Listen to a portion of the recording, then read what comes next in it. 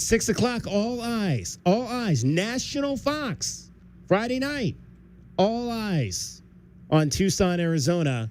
What do you want to show the nation this Friday night? That's the question. What do you want to show the rest of the country this Friday night? This is your 15th? 18th season. How many home games have been important in your 18 years of covering Arizona Wildcats football? How many? What percentage? Oh, God. Because they've had 4 winning conference seasons in that stretch. Yeah. 4. Mm-hmm. Meaning that we're talking about meaningful home games happen, DK, when you're vying for either a South Division title, right, as they did, or you're vying for a major bowl, as they did 2 years ago. And I think I do not disagree with a single thing you just said. I think Arizona fans should be out in force. It's a perfect time of day. It's a Friday, early enough kickoff that nobody has to complain. There's not going to be all signs point to no 2-hour-long weather delays leading up to kickoff.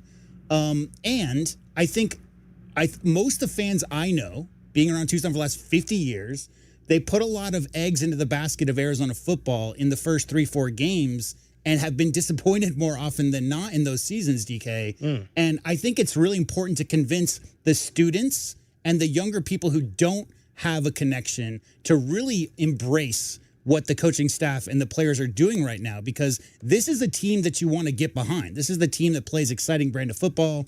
And we're going to see, because despite what happened to Kansas State last week, that's a very good football team. That's a great football program. As far as the fans showing up, my biggest gripe is not fans showing up. My biggest gripe is looking in the third quarter and seeing the exodus of fans not remaining in their seats. Right. That looks terrible. Mm-hmm. Hopefully this Friday, it's a very competitive, high-scoring football game. Everybody's entertained, and the fans stay in their seats. Well, and you mentioned right there at the top, how many games, and again, this is in the last 17 years, at least for me. This dates back to the 2008 season. I can think of, and let's just take Territorial Cup games out of that, because again, it's baked in. It's baked in. How many? I think game day's been here twice. I think there was a year they came when we played Oregon. I want to say, was that the year we started? Oh gosh, which it was a Stoops year. So I want to say that was probably 2009, maybe. Oregon late in the season. I think the Wildcats had a chance to. They were still in the Pac-10 at the time race. Then that's one game that comes to mind for me. I mean, outside. In fact, I would say that might be the only game that comes to mind outside of Territorial Cup games. 2009. That Oregon game in 2009. 2009 was Oregon game day, and then again for UCLA. And in what year was 2015? 15. Oh yeah, and that was the game Noah got, or not Noah. That was the game I knew got his head knocked off. Yeah. Yep, that game. Yeah, that was a pretty big ball game, because I think they were, if I'm not mistaken, they were 3-1 or 4-1.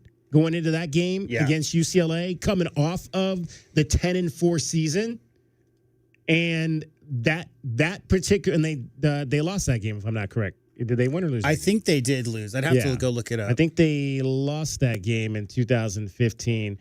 Let me look that up for you. Yeah, but that was the game that, to me, and I've said this a million times before, that was the game to me that changed the whole trajectory of this program for the next 10 years.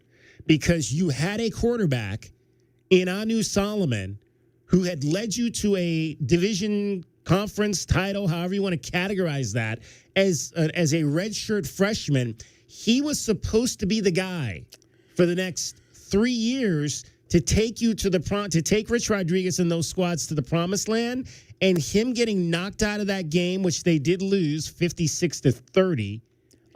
You know what else was 56 in that game? Because they were 3-0. That was that changed the whole trajectory of the season. UCLA scored 56 points in that game, but you know what else is 56? 56,000 people right. attended that game. Yeah.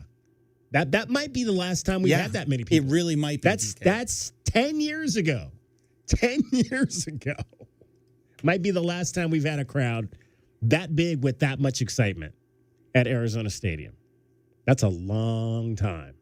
a long time. I think Coach Brennan knows exactly what he's doing in that he can talk all about wear your retro gear, get to the tailgate, have fun. But you know what what the period is on the end of that sentence? We got to do our jobs. We got to play great football.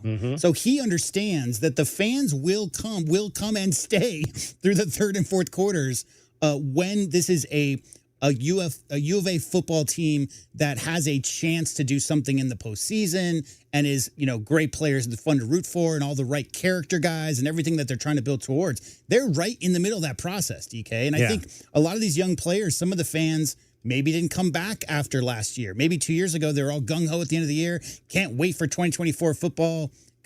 Haven't come back yet. There's a lot of young players on this roster that they should be getting excited about, and they'll find out. Those fans are going to find out from their friends at the water cooler if they haven't already, because this is not last year's team.